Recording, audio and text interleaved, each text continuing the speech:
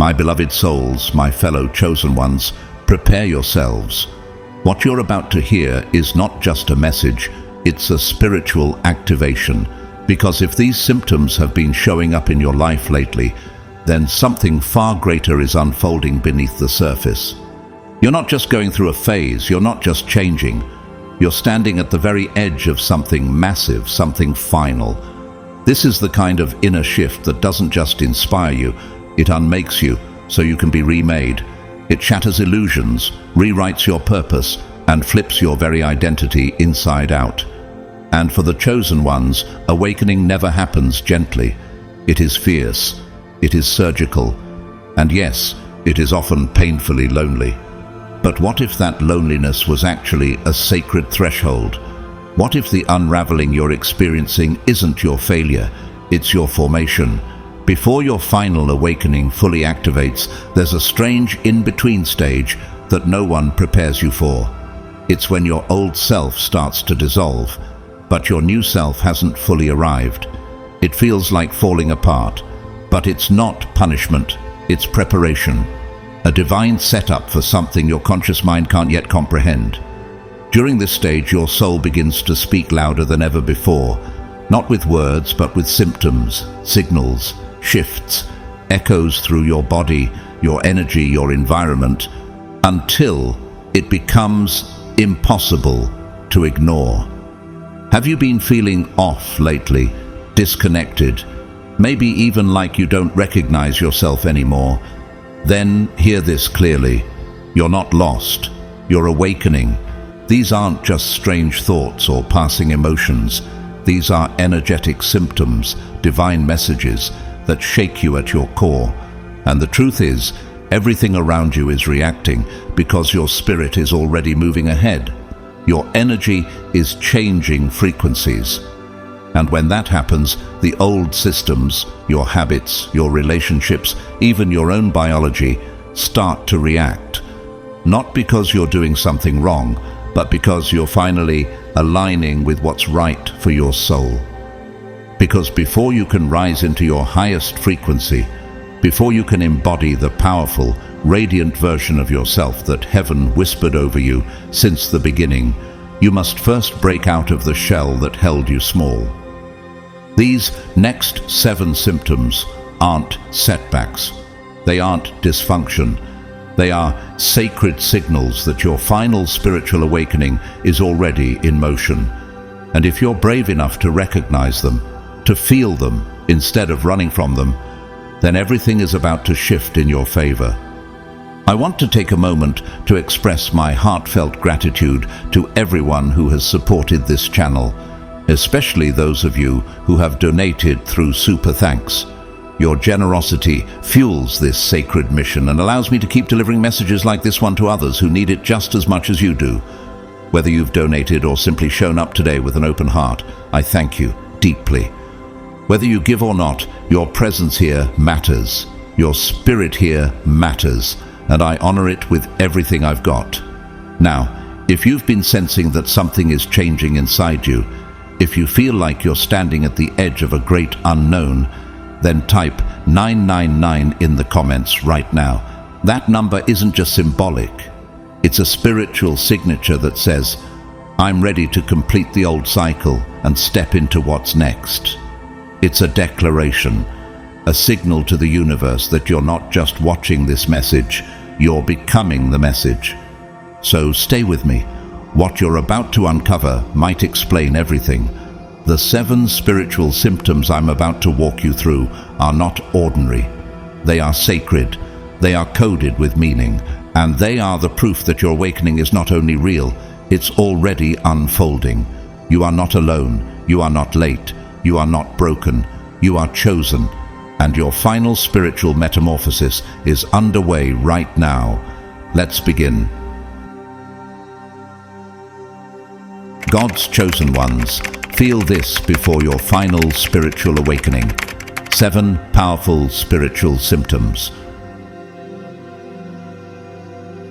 One of the first and most disorienting symptoms you, as one of God's chosen ones, may feel before your final spiritual awakening is a complete breakdown in your sense of time.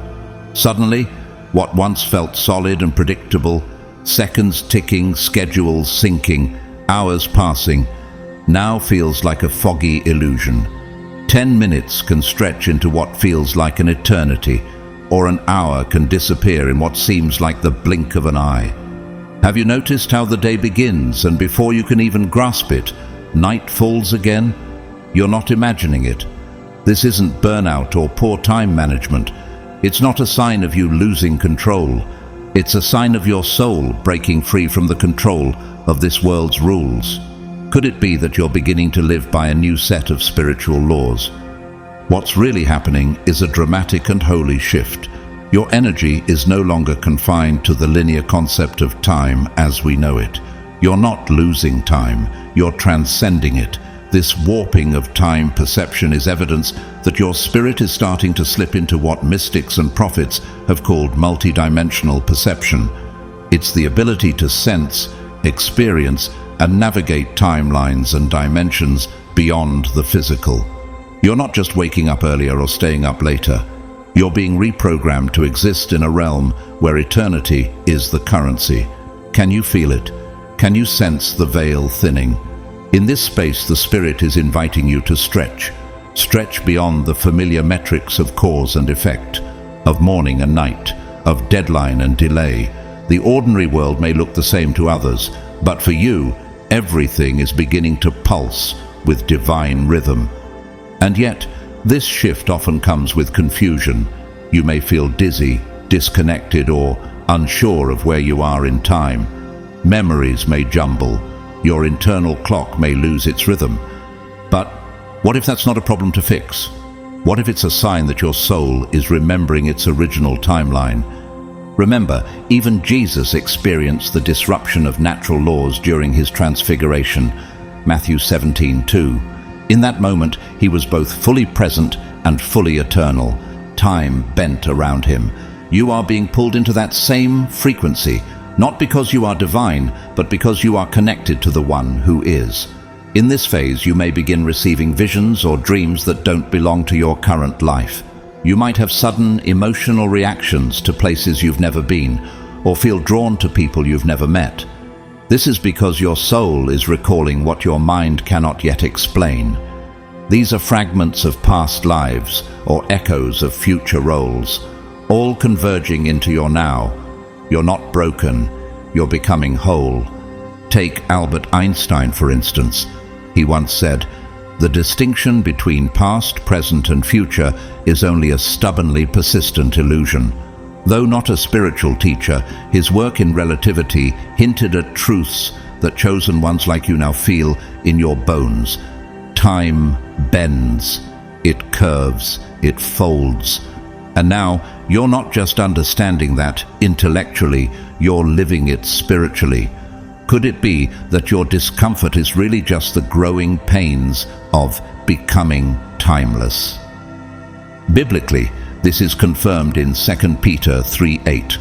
With the Lord a day is like 1,000 years, and 1,000 years are like a day. This isn't just poetic language, it's a spiritual fact. Your soul is tuning into a divine clock, and that clock doesn't tick, it vibrates. And as it vibrates, you're being drawn into God's realm, where everything happens in perfect spiritual timing. What if your recent forgetfulness, your struggle to meet deadlines, or your desire to retreat from the clock altogether is a holy symptom, not a flaw? Take the story of Harriet Tubman, for example. She often spoke of being led by visions, receiving divine instruction in dreamlike states that transcended time and space. Her ability to know when to move, where to go, and how to stay ahead of danger was not logical. It was spiritual. What she experienced wasn't just intuition. It was divine alignment with a higher timeline. And you too are stepping into that stream. This phase of spiritual awakening will test how tightly you're still holding on to the rules of the world.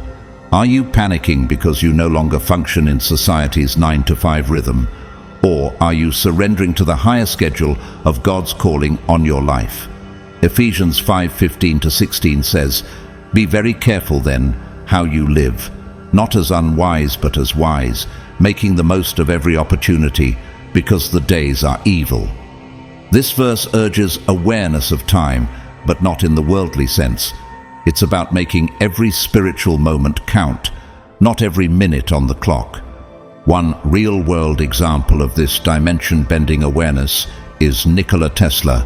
Known for his incredible inventions, Tesla often claimed that his ideas came from visions and downloads of knowledge that transcended time.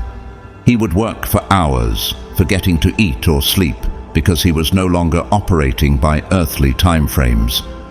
Though science called it genius, many now recognize it as a deep spiritual sensitivity, a gift the chosen ones of this age are rediscovering. As you feel these symptoms, ask yourself, are you allowing time to define you, or are you allowing eternity to stretch you? Have you been judging your progress based on human clocks, or trusting that God's timing is refining you in a way no calendar ever could? Ecclesiastes 3:11 reminds us, "He has made everything beautiful in its time. He has also set eternity in the human heart." That feeling you've had lately, that something bigger is about to happen, that the old structure of your day no longer holds weight, that's your eternity whispering through your temporary vessel. And think about Steve Jobs. Toward the end of his life, he became deeply reflective about the illusion of time and the need to follow one's inner call regardless of external expectations. He famously said, "Your time is limited, so don't waste it living someone else's life." What if that restlessness you feel about schedules and obligations is your soul's way of refusing to live by someone else's blueprint? What if this is your holy rebellion? Romans 13:11 declares, "And do this, understanding the present time. The hour has already come for you to wake up from your slumber, because our salvation is nearer now than when we first believed." Yes, chosen one, this is your wake-up call. Time is not just passing, it is folding, stretching, and rearranging itself to usher in your breakthrough. Do not resist what feels strange. Embrace it. You are not losing control.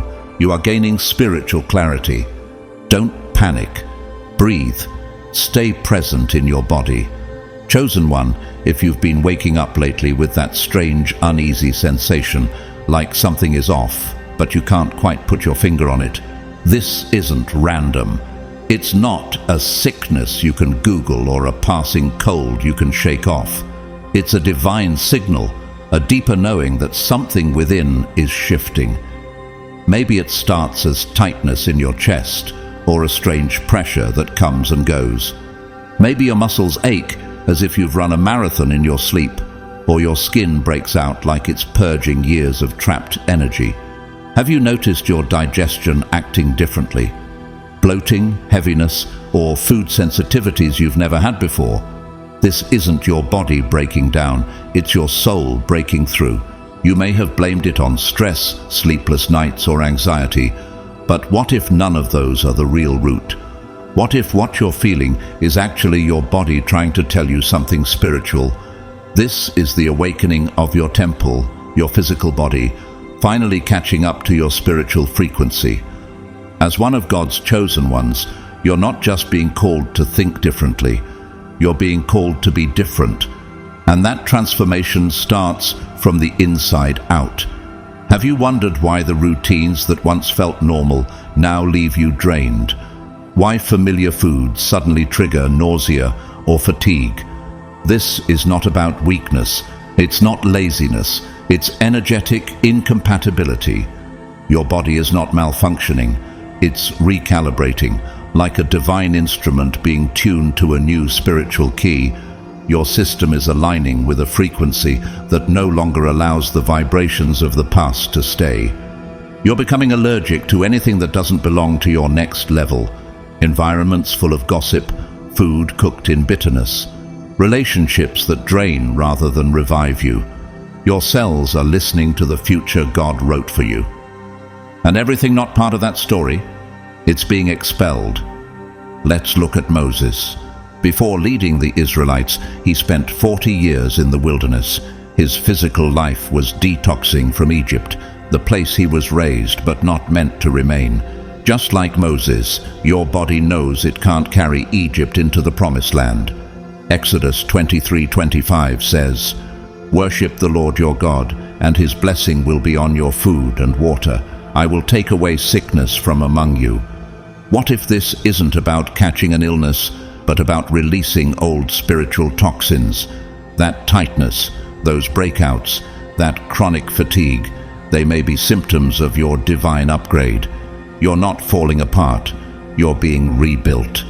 Think about Oprah Winfrey. At one point in her life, she faced significant health issues, especially around her weight and digestion. But when she finally aligned her external life with her internal truth, letting go of roles that no longer served her soul, her body responded. She began to glow differently. The shift wasn't just about diet, it was about destiny. Likewise, your body is not just reacting, it's responding to your calling. Philippians 3:21 reminds us, "He will transform our lowly bodies so that they will be like his glorious body." That transformation doesn't begin after death. It starts during divine activation. You're not merely awakening spiritually. Your physical vessel is upgrading to carry the weight of your purpose. And yes, there may be discomfort, but discomfort is not the same as danger. It's the womb of rebirth. Consider Jim Carrey. After years of comedic fame, he publicly discussed how his spiritual awakening came with severe physical and emotional discomfort. He described feeling detached, not quite right, even physically unwell. But through that chaos came clarity. His energy began rejecting superficiality, and his body followed suit. He left behind certain roles, changed his lifestyle, and recentered his existence on spiritual truth. This is the path of a chosen one. Has your body been rejecting certain people too? Maybe you walk into a room and instantly feel heavy, nauseated, or restless. Or maybe being around certain individuals you once tolerated now makes your body tense up, your skin itch, or your spirit ache. That's not paranoia. That's prophecy in motion. Your discernment isn't just mental anymore, it's somatic. Your body feels what your soul already knows. 1 Corinthians 6:19 reminds you, "Do you not know that your bodies are temples of the Holy Spirit, who is in you, whom you have received from God?" The temple cannot house both the sacred and the toxic. So, what's happening? The Spirit is purifying the temple, your body, so that it can host his next assignment. Consider the story of Michael Jackson. In his later years, he became hypersensitive to lights, sounds, people, and even food. Many saw it as fragility, but what if part of it was spiritual sensitivity? Those called to global stages often carry frequencies that the world misunderstands. The more spiritually advanced you become, the more physically sensitive you might feel. That's not regression, it's revelation. The chosen cannot live like the common. You're being refined for something rare. What is my body rejecting that my mind keeps justifying? What food, relationship, schedule, or mindset keeps making me feel spiritually bloated? Are you still trying to live a version of your life that your soul already outgrew? Romans 12:1 urges, "Offer your bodies as a living sacrifice, holy and pleasing to God. This is your true and proper worship." That offering isn't just about action, it's about alignment, and your body is offering its resistance as worship. Resisting lies, resisting the old, resisting anything beneath your calling. Next, think of Maya Angelou. She often spoke about how she could feel when someone's energy was off the moment they entered a room. Her sensitivity wasn't just poetic, it was prophetic. She protected her space, her body, and her spirit like sacred ground. You are being called to that same level of holy awareness. You're not fragile, you're fine-tuned. So, chosen one, The next time you feel that strange pressure in your chest or your stomach turns for no clear reason, pause. Don't reach for instant explanations. Ask deeper questions. Is my body telling me this place isn't aligned? Is this food, this person, this routine part of my next timeline or my last one? What if you're not sick? You're sacred. What if this pain is not punishment, but purification? You are not falling apart. You're shedding. You are not breaking down. You're breaking open, and every ache, every twinge, every strange new reaction is heaven whispering through your very cells. You don't belong to where you were. You're already on the path to where you're meant to be. Trust the process. Stay present. The awakening isn't just in your mind, it's in your bones. There comes a moment in your sacred evolution, chosen one, when everything you once chased suddenly feels empty, not in a dramatic way, not with despair or desperation, but with a soft, unmistakable hollowness. You're not burned out, you're not depressed. You've simply outgrown what no longer carries meaning. The applause doesn't move you like it used to. Compliments slide off your spirit like rain on a sealed roof. Social media trends, clout, money, status symbols, they all begin to blur into meaningless background static.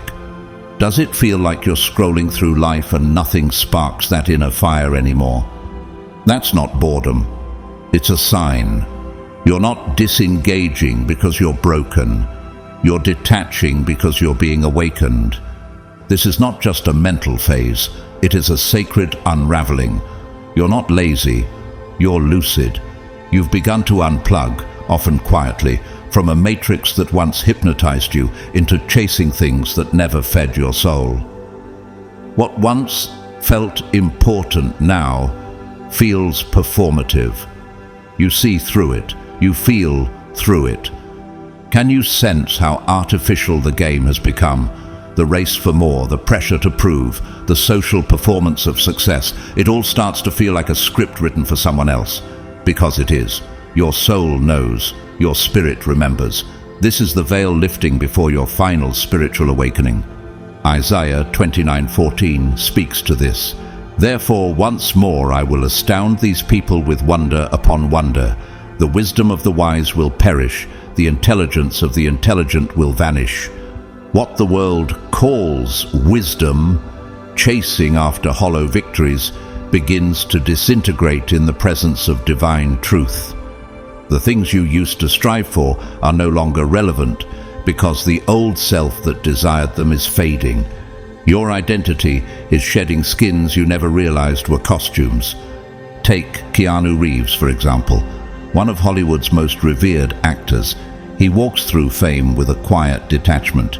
He's known for rejecting the flashy lifestyle, giving away millions, riding the subway, and living with humility. Many see him as eccentric, but in truth, he embodies the very symptom we're speaking of, detachment from illusion.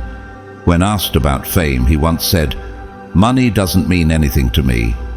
That wasn't apathy, it was clarity. The veil had lifted for him, and now it's lifting for you. You may feel guilty during this process, as if you're becoming ungrateful or disconnected from the people and systems you once loved.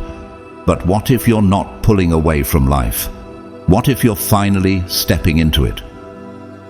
Romans 12:2 reminds us, do not conform to the pattern of this world, but be transformed by the renewing of your mind. You're not conforming anymore. You're transforming. Your boredom isn't a flaw. It's your spirit rejecting illusion. Have you felt like your work, no matter how successful, now feels like an echo chamber? Like your efforts are applauded, but your soul remains quiet? This is your spirit unhooking itself from external validation. You're no longer motivated by applause. You're seeking alignment. This may even feel like grief. Not because you're losing something real, but because you're letting go of what was never truly you. Like removing a crown that looked good on the outside, but pressed into your skull with every step you took. Have you ever asked yourself, Why do I no longer care about what once consumed me? What if your answer isn't failure, but freedom? Think about Simone Biles, the most decorated gymnast of all time. At the peak of her career, she shocked the world by stepping back, not because she was losing, but because she was awakening. Her body and spirit told her to pause, to realign, to let go of the performance and choose peace. That was spiritual power. That was divine clarity. In the world's eyes, it looked like retreat, but for those attuned to higher truths, it was a rising. And so it is with you. As your desires shift, your surroundings may not understand. Friends might ask why you're less driven or accuse you of being different. But take comfort in 1 Corinthians 2:14. The person without the Spirit does not accept the things that come from the Spirit of God, but considers them foolishness. They won't get it. They're still chasing shadows while you're searching for the sun. This confusion is not a setback. It's evidence you're rising above the fog. This moment in your journey is about more than disinterest. It's about deep divine disconnection from anything that once diluted your purpose. You are unplugging from the system of striving so that you can plug into the frequency of being. Have you noticed how your heart beats differently when you're in nature, when you're silent, when you're creating from a pure place, not a place of pressure? That's not an accident. That's your spirit saying, "This is real, this is truth, this is what I was created for." Look at Malala Yousafzai. After surviving an assassination attempt, she shifted her entire life toward purpose, not popularity. She didn't return to the crowd seeking validation. She walked straight into the fire of truth and built a movement around it. That inner pivot, the shedding of societal reward for divine mission, is exactly what's happening to you now. Psalm 119 verse 37 says, "Turn my eyes away from worthless things. Preserve my life according to your word." You've been praying for preservation, for peace, for clarity, and God is answering by removing the worthless things from your desire. Not because you're ungrateful, because you're chosen. The assignment on your life requires clean focus, pure intention, and eternal alignment. Chosen one, this thinning of illusion is not a punishment. It's permission. Permission to finally live for truth instead of applause. Permission to become, not just perform. Permission to say, "No, I don't need that to feel whole anymore." Can you feel the freedom in that? And think of Bob Dylan. In the height of his fame, he walked away from what the world saw as success to pursue a deeper path. He once said, "All I can do is be me, whoever that is." You're walking in that same revelation now. You're not detached from life. You're returning to it on new terms. So, if everything feels hollow lately, if your ambitions feel weightless, your passions blurred, your feed uninspiring, don't panic. Rejoice. You are evolving. You are detaching from false motivation and waking up to divine intention. If I don't care about what I used to, what new space is God preparing me to fill? The shedding isn't the end, it's the beginning. You're not giving up, you're clearing space for your real purpose to finally come through. And this time it won't feel like a performance. It'll feel like home. This phase of your spiritual awakening doesn't just mean you're tired of surface-level things. It means your soul is beginning to ache for something sacred. Chosen one, as the illusions fall away, a deeper craving begins to stir inside of you. It's not a temporary mood or passing emotion, it's a holy hunger, a longing for truth, for presence, for alignment. You begin to crave what cannot be packaged, praised, or posted. Stillness becomes more compelling than noise. Purpose begins to outweigh popularity. Have you noticed yourself searching for quiet without even realizing it? Have you found yourself walking away from people mid-conversation, not out of rudeness, but because your soul is done pretending? This is not confusion, this is awakening. You no longer want conversations that go nowhere, relationships built on performance, or achievements that don't feed your spirit. It can feel disorienting, even isolating, because The world is still spinning on the old rhythm while your soul is aligning with eternity. But what if this longing you feel is a sacred invitation? What if the ache isn't a flaw, but a compass? You've stopped lying to yourself. And that's why the silence you now sit in feels louder than the noise you used to chase. Psalm 46:10 tells us, "Be still and know that I am God." Notice it doesn't say, "Be busy" or "Be impressive." It says, "Be still." That's where the knowing begins. And for the chosen ones, knowing God isn't about religious routines. It's about resonance. In this stillness, your soul is remembering its original language. You're no longer addicted to distractions that kept you numb. You're no longer chasing applause that used to silence your anxiety. You've broken the loop. And now, in that space that feels quiet or even lonely, God is preparing something massive. Let's take a look at J.K. Rowling. Before her success, she spent years in stillness and struggle, living in near poverty, often feeling invisible to the world. But in that space, she began writing not for fame, but for truth.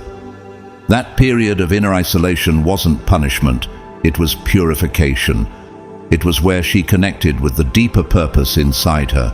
And when her moment came, the world met a voice that had been forged in solitude. Maybe that's where you are right now, not lost, just being refined. So many chosen ones confuse this stillness for stagnation. But silence isn't the absence of activity, it's the presence of preparation. Ask yourself, when did I last feel fully connected to something real? What would my life look like if I only pursued what aligns with truth instead of chasing validation? You might feel disconnected from your old world, but that's only because you're being rewired for a new one. Your craving for authenticity isn't a phase, it's a prophecy. You're not just desiring truth, you're remembering that you are truth, that underneath all the masks and survival patterns is a soul that was never meant to blend in. Ephesians 5:13 says, "But everything exposed by the light becomes visible, and everything that is illuminated becomes a light." You are being illuminated now. The things that once captivated your time no longer hold power. Not because you've failed, but because you've finally healed. You've stopped pretending to care about things that never truly resonated with your soul. Now you seek what aligns. You're not lost. You're just in transition from illusion to intention. Think of the journey of Nelson Mandela. After decades of imprisonment, stripped of all distractions, he emerged more powerful in silence than many were with platforms. That craving for realness, it sustained him. He didn't emerge bitter, he emerged deeper. You too, chosen one, are being deepened. You're trading shallowness for soul. You're exchanging hype for heaven's clarity. At first, this shift can feel lonely. Friends may say you've changed. They might not understand your silence, your slowing down, your shift in focus. But remember 1 John 2:17, "The world and its desires pass away, but whoever does the will of God lives forever." This isn't about keeping up, it's about catching up with your true self, your divine assignment, and the eternal version of you that was always waiting. Another example is musician Lauryn Hill. After massive commercial success, she withdrew from the spotlight at the height of her career. Critics called her unstable, but Lauryn spoke clearly. She needed space to return to her spiritual truth, to detox from the system and rediscover what was real. The silence the world mocked was the very space that God used to realign her, just like He's doing with you. And what about you? When was the last time you let yourself truly feel, without performance, without filter, without needing to prove anything? What if the silence in your life right now isn't a void, but a doorway? What if you're not losing momentum, but gaining meaning? This emptiness you feel, it's not a dead end. It's sacred room being cleared for purpose. Philippians 4:8 gives you a roadmap. Whatever is true, whatever is noble, whatever is right, whatever is pure, think about such things. Your new cravings are pulling you toward these higher frequencies. You desire what cannot be measured, liked, or reposted. You're hungry for what lives beyond the screen. You want conversations that crack you open, encounters that rewire your faith, silence that awakens your DNA. And that, chosen one, is not a loss. That is your alignment. Before your final spiritual awakening fully anchors, there comes a stretch of emotional intensity so raw, so consuming, it may leave you wondering if you're coming undone. Chosen one, this isn't just heightened sensitivity or random emotion. This is a sacred wave, a divine surge that crashes through your entire being, not to destroy you, but to deliver you. One moment you might find yourself weeping over a childhood memory you thought you'd long forgotten. The next, you're overtaken by a sudden anger, an unexplained sadness, or a deep longing that can't be traced to any present event. You're not unstable. You're not overreacting. You are releasing. These are not mood swings. They are energetic purges, soul-level exorcisms of pain, trauma, and ancient grief. You are not only feeling your own unspoken history, you are also feeling the weight of your bloodline, ancestral burdens that were passed down through silence, shame, and spiritual forgetting. You were chosen to be the breaker of that chain. Do you realize that? Have you ever considered that what you're carrying didn't even start with you, but it might end with you? Romans 8:26 says, "The Spirit helps us in our weakness. We do not know what we ought to pray for, but the Spirit Himself intercedes for us through wordless groans." Those groans, those wordless cries that rise up from your chest like fire, that is the Spirit speaking on your behalf. That is sacred communication, not madness. It may look chaotic on the outside, but it is deep inner order being restored. As your heart cracks open, it is not breaking, it is being rewired. It is being calibrated to hold more light, more frequency, more divine power. This phase is often misunderstood because it makes you feel unstable in environments that demand your composure. But spiritual awakening doesn't cater to performance. It calls for authenticity. So, when the tears fall uninvited, let them fall. When the grief knocks unexpectedly, let it sit. When the rage rises like a storm, don't suppress it. Listen to it. Your rage is revelation. Your tears are truth flowing through your cells. This intensity is not a breakdown, it's a breakthrough. Think about Princess Diana. Behind her public smile was a woman who felt deeply, who often cried alone, battled inner storms, and refused to numb her emotions even when it was politically safer to do so. Her emotional transparency made the world love her because it was real. She broke the mold of what royalty should be. In many ways, she was living proof that sensitivity is strength when it's surrendered to purpose. Like her, your emotional depth is not a flaw, it's a divine tool. Have you ever wondered why these feelings hit you out of nowhere? Why a random scent, song, or memory suddenly sweeps you into a flood of emotion? That's not coincidence. That's the subconscious being swept clean. It's your soul unfreezing pockets of energy it once buried just to survive. And now that you're safe enough, spiritually mature enough, those frozen memories are rising like incense, ready to be released, not relived. The intensity may feel unbearable at times, but what if that's because you're finally brave enough to feel what others have run from for generations? Psalm 34:18 reminds us, "The Lord is close to the brokenhearted and saves those who are crushed in spirit." God is not asking you to suppress these feelings. He is sanctifying them. He is using them to purify your emotional blueprint so that you can live from truth, not trauma. Every ache is a reprogramming, every sob is a cleansing, and the fact that you're still standing in the midst of it proves you were built for this level of sacred intensity. Look at Jim Morrison of The Doors. He was an artist who felt emotions so powerfully that his lyrics became prophetic echoes of the collective soul. Though misunderstood and labeled erratic, what he experienced was not insanity. It was spiritual download mixed with emotional vulnerability. His life reminds us that those who feel deeply often speak truths the world isn't ready for. And you, chosen one, are speaking with your energy now, even if your words haven't caught up yet. But yes, it can be exhausting. Some days you may feel like you're drowning in emotion. You might ask, why can't I just feel normal again? Why does everything hurt so much now? The truth is, you're not meant to feel normal. You're meant to feel fully alive. And being fully alive means reclaiming every part of you that was ever silenced, numbed, ignored, or shamed. Emotional intensity is not the enemy. Denial is. Suppression is. That's what kept you in survival mode. But you're not surviving anymore. You're awakening. 2 Corinthians 7:10 says, "Godly sorrow brings repentance that leads to salvation and leaves no regret, but worldly sorrow brings death." This passage draws the line between destructive sorrow and divine cleansing.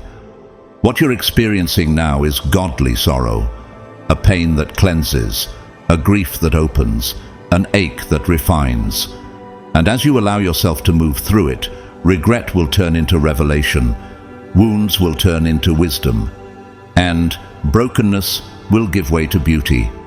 Take, for example, the story of actor Robin Williams. While he was loved globally for his joy-filled performances, he was also someone who felt the world deeply, so deeply in fact, that he carried the weight of its pain in silence.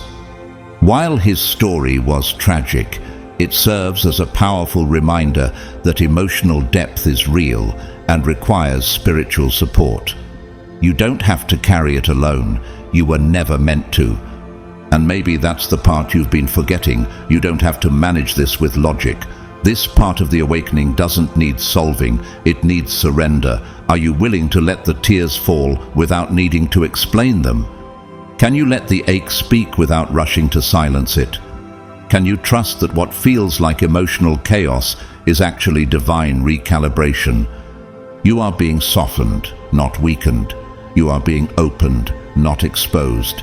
And every emotion that rises is a door opening inside you, leading you closer to the truth of who you are and who you were created to be. Have you noticed that after every emotional wave, even the heavy ones, something becomes clearer? Your heart feels lighter. Your discernment sharpens. You see yourself more honestly. That is the fruit of emotional healing. Even Jesus in John 11:35 wept. The shortest verse in the Bible shows the divine power in emotional expression. The Son of God himself did not suppress his grief. He allowed it. And in doing so, he validated every tear you've ever cried. Chosen one, if Jesus could cry without shame, so can you. Let the emotions do their work.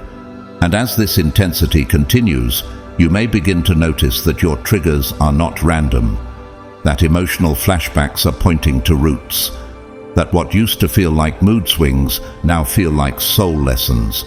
You're being trained in emotional discernment. The waves come not to crush you, but to cleanse you. You are not failing, you are flowing. Have you considered that your ancestors may have prayed for this moment? That someone in your bloodline would have the strength to finally feel and heal? You may be the first in your family to allow this sacred processing. The first to cry it out instead of numbing it down. The first to rage honestly instead of bottling up. That is not weakness. That is legacy. You are setting a new standard for what it means to be spiritually and emotionally whole. And as these feelings rise, remember that you're not alone. The Holy Spirit is with you in every wave. The emotions are not yours to carry forever. They are yours to release. You are not becoming more emotional. You are becoming more true, more whole, more connected to your mission. Emotional intensity is the language of a soul nearing its next elevation. So when it comes, don't ask why now. Ask, what is this trying to teach me? Because every flood clears space for something new. Suddenly, people begin to disappear, not dramatically but quietly. Lifelong friends who once felt like home stop calling. Texts go unanswered. Conversations that once flowed now feel awkward, like they're searching for something that no longer exists. And you, chosen one, sit in that stillness and ask the question that aches the most. Did I do something wrong? But here is the truth. You didn't. You didn't betray them. You didn't change your heart. What changed was your frequency. What shifted was your energy. And when your frequency rises, not everyone around you can breathe in that altitude. This isn't about arrogance or superiority. It's about spiritual physics. You outgrew a vibration, and that vibration naturally released what no longer matched it. It can feel brutal. It can feel like loss. And in many ways, it is. Because these weren't just acquaintances. These were the people who once held your hand in the dark. The ones who saw you through heartbreak, transition, or survival. But chosen one, not all companions are meant to walk with you forever. Some were assigned to earlier chapters. Their role was sacred, but seasonal. And once that role is complete, the universe, God Himself, begins to usher them out, not in anger, but in alignment. You don't need to force the departure. You don't need to beg to keep them. The shift takes care of itself. Ecclesiastes 3:1 reminds us, there is a time for everything, and a season for every activity under the heavens. There is a season for connection, and a season for release. And when you start aligning with divine timing, you'll begin to notice that some relationships feel like expired contracts. You still love them, but the resonance is gone. The laughter doesn't land. The shared dreams now move in different directions. You've evolved spiritually, and it shows. Take Michelle Obama, for example. After leaving the White House, she spoke openly about how her social circle changed dramatically. People she once called often slowly fell out of sync with her new season. She didn't hold resentment. She honored the shift. Her growth demanded new alignment. And so does yours. Are you willing to let go of what's fading, to make space for what's forming? This process isn't easy. In fact, it can feel like a kind of grief, the slow death of connection. But if you listen carefully, there's a sacred message inside that silence. It whispers, they were part of your awakening, not your destiny. They were never meant to walk with you into every level. Some people carried you through your caterpillar stage, but now you're flying. And butterflies cannot shrink to fit into cocoons again. Luke 5:37 gives us wisdom here. And no one pours new wine into old wineskins. Otherwise the new wine will burst the skins. New you, new season, new energy, and because of that, new connections. God will not allow the old container to hold your upgraded spirit. You may be tempted to chase those who are fading, to remind them of your loyalty or history. But chosen one, when a soul is elevating, clinging becomes interference. Let them go, gracefully, gratefully, and without bitterness. Think about Elon Musk. As he grew into the magnitude of his vision, many former partners and friends faded from his inner circle, not out of spite, but because his purpose required different alliances. What's required in one stage isn't always what's needed in the next. And while the world often calls this cutting people off, in truth, it's realignment. God orchestrating divine separation to create space for destiny-level connections. Maybe right now you're in a lonely space. Maybe the phone doesn't ring like it used to. Maybe holidays feel quieter, and maybe that quiet is making you question everything. But here's something to remember. Not everyone can survive your light. Your presence is becoming too honest, too elevated, too piercing for those still committed to shadow. And that doesn't make them wrong. It just makes them no longer aligned. Ask yourself, are you willing to lose the familiar to make space for the faithful? Isaiah 43:18-19 speaks directly to this shift. Forget the former things. Do not dwell on the past. See, I am doing a new thing. Now it springs up. Do you not perceive it? God isn't just asking you to endure the loss. He's inviting you to perceive the new. Because every departure is a prophecy of arrival. Every closed chapter is preparation for a divine encounter. There are people being drawn to your light even now. People who don't need the old version of you. People who match the healed you, the transformed you, the awakened you. Oprah Winfrey once said, "Everyone wants to ride with you in the limo, but what you need is someone who'll ride the bus with you when the limo breaks down." As you ascend spiritually, you'll stop attracting limo chasers and start recognizing soul companions. These are people who will see your scars and not flinch, who will witness your growth and not feel threatened, who will sit in your silence and not require explanation. These people are coming. They are already being prepared. But first, you must clear the space, and that requires surrender. It requires trusting that those who faded were not stolen from you. They were returned to their path. And you were released into yours. This is energetic sovereignty. This is spiritual maturity. This is what it means to walk as God's chosen one. Ask yourself honestly, have I been grieving people who were never meant to stay? Am I trying to drag old connections into rooms their spirit was never built for? That ache in your chest isn't rejection, it's recalibration.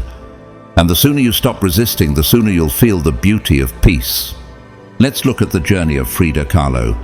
Her art, born of pain and transformation, reflected not just physical suffering, but emotional isolation.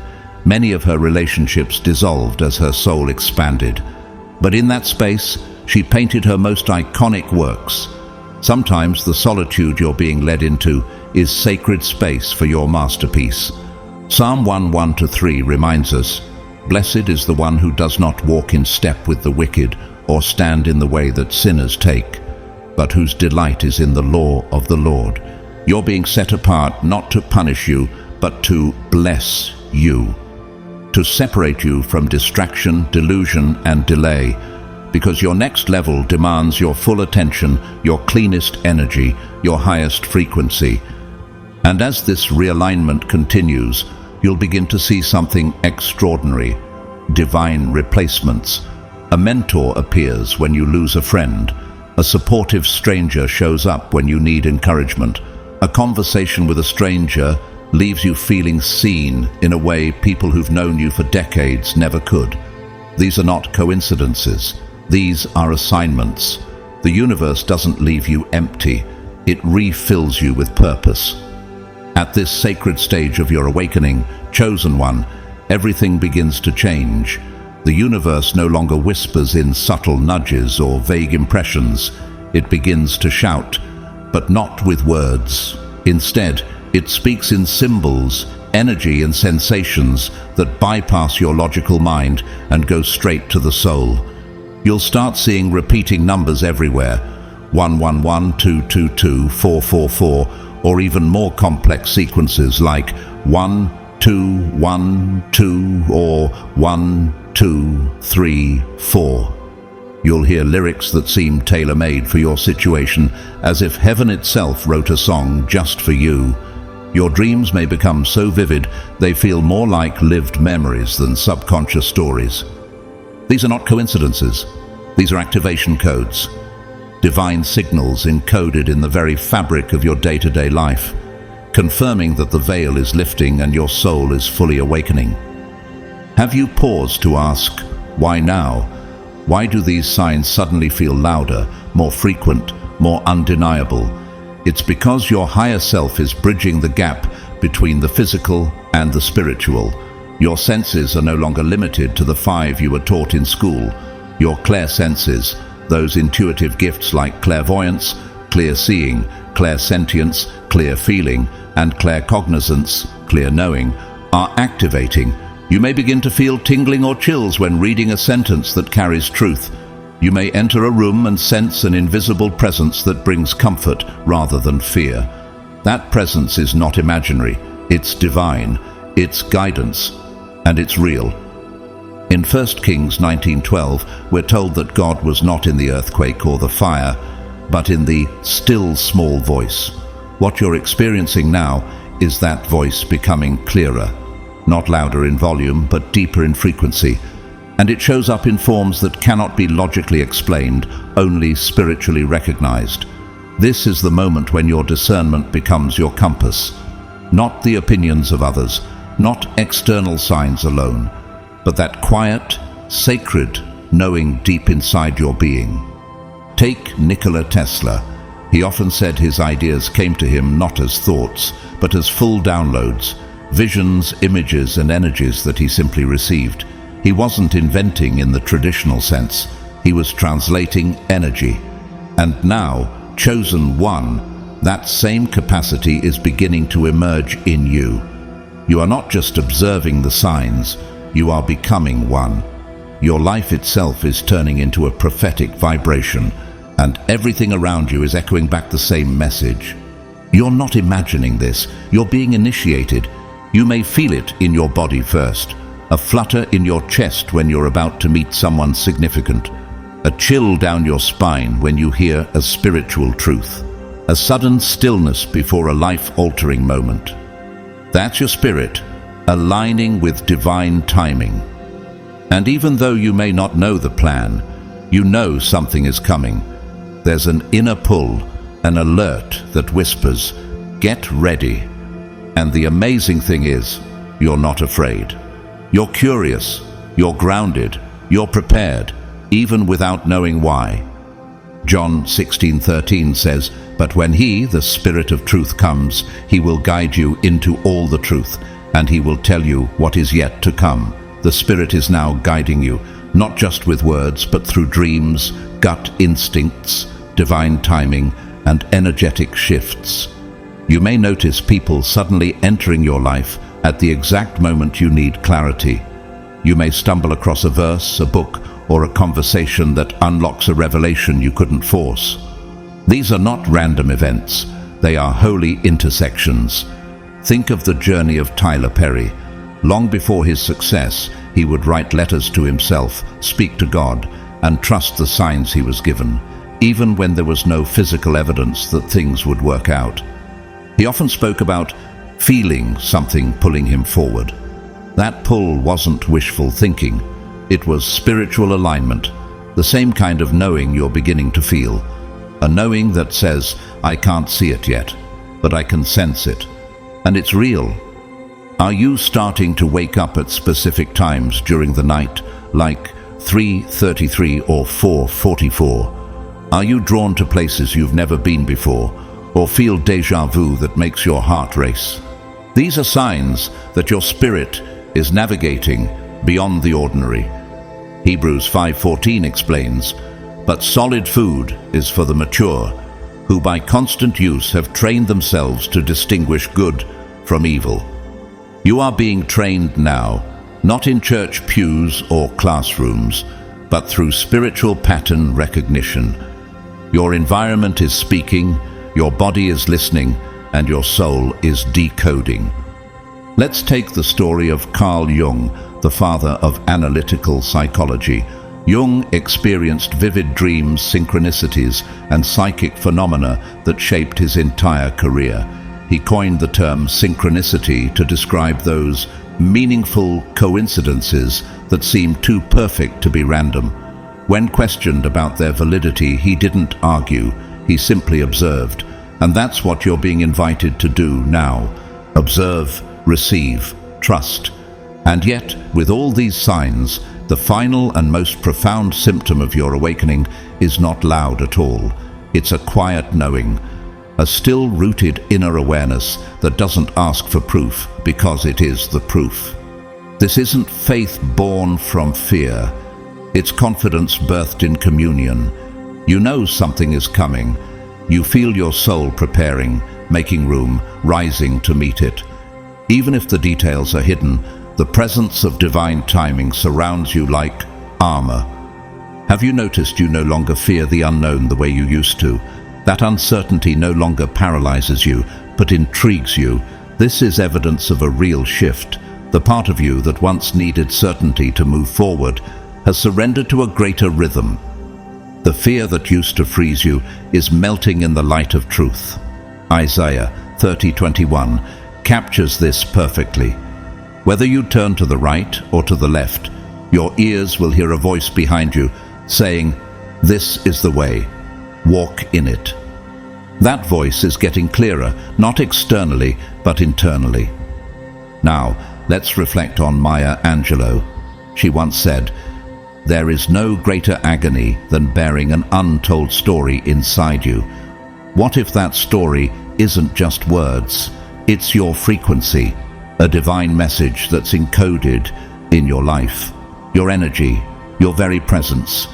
What if all these signs, dreams, numbers, chills and feelings are not just happening to you, but through you?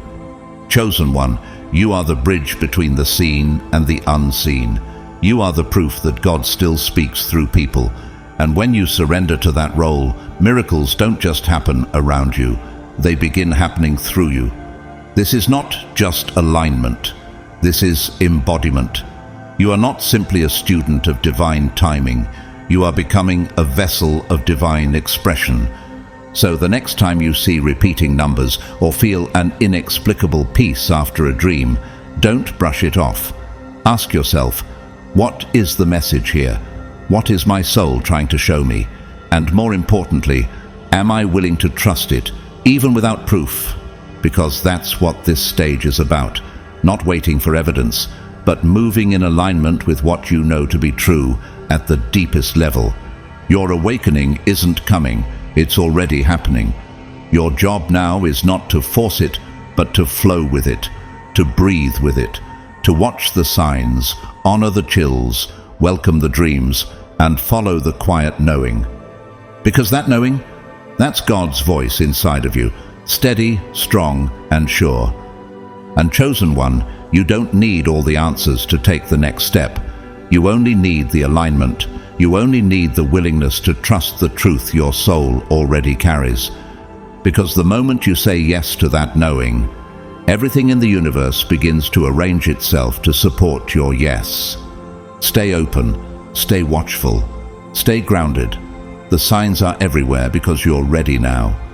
The universe is speaking in full volume, not to confuse you, but to confirm you. And in that quiet certainty, in that steady pull, you will discover that the greatest miracle isn't just what's coming next. The greatest miracle is you. If you've experienced even a few of these 7 spiritual symptoms, know this with full certainty. Chosen one, you are not broken, you are not cursed, you are not going crazy, you are waking up, and not everyone gets to. What you're going through isn't a detour, it's destiny unfolding. The discomfort you felt, the strange moments of silence, the dreams, the grief, the disconnection from people you once loved, the overwhelming sensitivity to your surroundings, all of it is sacred. All of it is preparing you for the role heaven assigned to you before you were even born. You are walking the narrow path of the chosen, and while this journey isn't always glamorous, it is undeniably holy. The unraveling of your old identity is not something to fear, it's something to honor. Because everything that's falling apart is making space for something far more authentic. You're shedding illusions you didn't even know you had. You're grieving identities that were never really you. And you're beginning to hear the voice of God, not as thunder, but as a steady presence in your knowing, in your energy, in your everyday experience. That quiet whisper that says, keep going, you're almost there. Yes, the breakdowns are real. Yes, the isolation can feel unbearable. Yes, the signs sometimes come faster than you can interpret. But those are not punishments. They are birth pangs. They are the soul's contractions before a new life emerges. You are not being abandoned. You're being reborn. And in that sacred rebirth, you're remembering who you are. You're remembering your assignment, not the one society gave you, but the one God whispered over your spirit when He formed you in secret. This final awakening isn't a dramatic flash of light. It's a process, a gradual burning away of illusion, so that truth, your truth, God's truth, can rise from the ashes. You're becoming the version of yourself that this planet desperately needs, not by being perfect, but by being real. Real in your grief, real in your joy, real in your faith, real in your doubts. You're not here to impress, you're here to impact. And if it feels like everything around you is shaking, shifting, or turning upside down, good. That means you're right on schedule. That means the false structures are crumbling so the foundation of your purpose can be laid. To everyone who has walked with me through this message, thank you. Thank you for staying until the end. Thank you for opening your heart to hear what your soul already knew. This space was never just about information. It was about remembrance. And if anything I've said has resonated with you, please know how deeply honored I am to be walking beside you in spirit. You're part of a sacred family, a global network of chosen ones who are rising, remembering and reclaiming what the world tried to make them forget. And if you feel moved to support this mission, I invite you to donate through the Super Thanks feature. Your support allows me to continue delivering these divinely timed messages to souls who need them most. But whether you give or not, please hear this. I am grateful for you. Deeply, sincerely grateful. Your presence here is a gift. Your energy matters. Your support, through listening, commenting, sharing, or simply existing in your truth, means more than you know. I see you, I honor you, and I thank you. Before we close, let me bless you with this. May your next step be guided with divine precision. May every doubt be replaced with confirmation. May the signs be loud, the path be clear, and the strength within you be greater than any resistance around you. May your spiritual senses become sharper. May your heart remain open, and may the people who are meant to walk with you now find you without delay. You are not ahead. You are not behind. You are exactly where God needs you to be, becoming exactly who He designed you to become. So breathe deeply, stand tall, wipe your tears if you need to, but keep going. The final awakening isn't about escaping the world. It's about transforming it from within, through you, and you're doing it. Every single day. Whether you feel ready or not, you are rising. You are the miracle, and you are almost there. Type 999 in the comments if you feel it in your soul. And if this message has spoken to your spirit, don't forget to like, share, and bless someone else with it. Your ripple matters, your awakening matters, and your presence in this moment is divine. I love you, I honor you, and I'll see you in the next message, chosen one. Keep becoming, keep believing. You are the proof that light was never afraid of the dark.